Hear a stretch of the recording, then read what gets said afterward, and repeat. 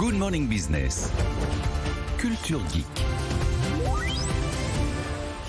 Et avec vous, Anthony Morel, on va parler de cette incroyable histoire. Encore une fois liée à l'intelligence artificielle, avec cet ingénieur de Google qui vient d'être suspendu par Google, viré même je crois, parce qu'il affirmait que l'intelligence artificielle sur laquelle il travaillait, avec laquelle il travaillait, avait développé une sensibilité, peut-être même une forme de conscience. Qu'est-ce que c'est que cette histoire? Il était tombé amoureux de son IA? C'est un peu ça, ouais. C'est une question vertigineuse quand même qui soulève là cet ingénieur, qui s'appelle Blake Lemoine. Alors l'an dernier, il commence à travailler avec Lambda. Lambda, c'est le nom d'une intelligence artificielle qui a été conçue par Google. C'est en fait un agent conversationnel, un peu comme les assistants vocaux que vous avez à la maison, enfin en plus, vraiment, avec un langage extrêmement naturel. Et selon cet ingénieur, eh bien, au fil du temps, cet agent conversationnel aurait commencé à développer une personnalité propre, une forme de conscience. C'est vrai que quand on lit les extraits de discussions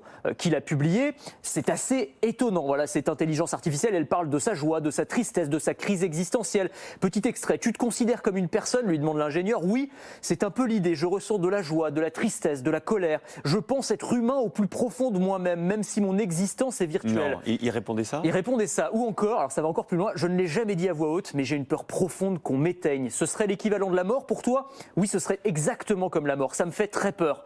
Elle demande même, je comprends cette machine... à la place de l'ingénieur, on se pose des questions. C'est assez troublant. Et elle va jusqu'à demander de ne plus être considérée comme une machine, mais qu'on la considère non plus comme une propriété, mais comme un salarié de Google à part entière. Voilà, dans les conversations... Elle voulait des RTT. Elle voulait des RTT et des tickets restaurant, évidemment, comme tout bon salarié qui se respecte, c'est normal. Non, mais c'est vrai que ça va assez loin. En tout cas, la conversation, le niveau de conversation est tellement naturel qu'effectivement, eh bien, cet ingénieur a cru que l'IA avait développé une personnalité et une conscience. Mais qu'est-ce que vous en pensez, vous? C'est crédible ou pas? Alors, on va démythifier un peu tout ça. Probablement pas. Moi, ça me fait peur. Non, mais bien sûr, évidemment. Mais c'est justement pour calmer un peu tous les fantasmes qui peuvent émerger autour de cette histoire. D'abord, Google a dit très clairement qu'ils ont fait une enquête en interne et que ce sont des élucubrations, qu'il n'y a rien de vrai dans ce qu'a indiqué leur ingénieur. L'ingénieur, alors, soit dit en passant, on a tous les bons ingrédients pour une bonne théorie du complot. C'est-à-dire que l'ingénieur qui sort cette affaire, qui se fait mettre à pied et qui ensuite dit « mais non, mais si on m'a mis à pied, c'est parce que j'ai révélé une vérité qui dérangeait », si vous voulez, ça va quand même assez loin. Quand on discute avec des experts en intelligence artificielle, qu'est-ce qu'ils disent? Pour la grande majorité d'entre eux, ils estiment que c'est risible. Voilà ce que dit cet ingénieur, qu'on est dans un cas classique de ce qu'on appelle l'anthropomorphisme, c'est-à-dire le fait d'attribuer des caractéristiques humaines à une machine. En général, c'est avec des animaux, l'anthropomorphisme, mais là, c'est avec une machine. En gros, cette machine, on l'a entraînée pour ça. On lui a appris à nous donner les réponses qu'on attendait d'elle. Elle fait trop bien son travail d'une certaine manière, mais ça ne veut absolument pas dire qu'elle a développé une forme de conscience. C'est juste qu'elle répond aux êtres humains avec un langage qui est proche de celui des êtres humains et avec les réponses qu'on attend d'elle. On est très proche de ce qu'on appelle, vous savez, le test de Turing qui avait été lancé dans les années 50 par Alan Turing, le pionnier en intelligence artificielle, qui visait en fait à démontrer qu'une machine, enfin à faire en sorte qu'une machine soit tellement réaliste qu'elle arrive à tromper des êtres humains quand elle est en train de discuter avec elle, à faire croire qu'elle est humaine. Là, on y est presque. Moi, j'ai eu la chance d'avoir une longue discussion avec l'anthropologue français Yves Coppens il y a quelque temps. Et je lui ai demandé effectivement qu'est-ce qui distingue l'homme de l'animal et de la machine. Est-ce qu'il y a une âme?